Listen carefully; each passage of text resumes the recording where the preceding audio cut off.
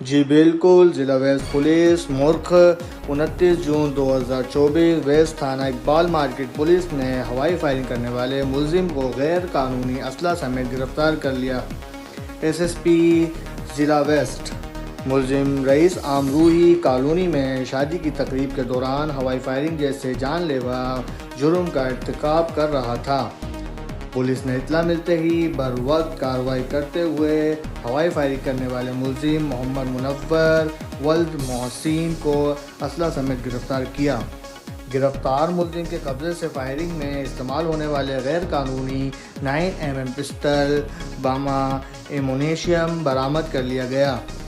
ملزم کے خلاف ضابطے کے تحت مقدمہ درج کر کے مزید تفتیش کا آغاز کر لیا گیا ہے۔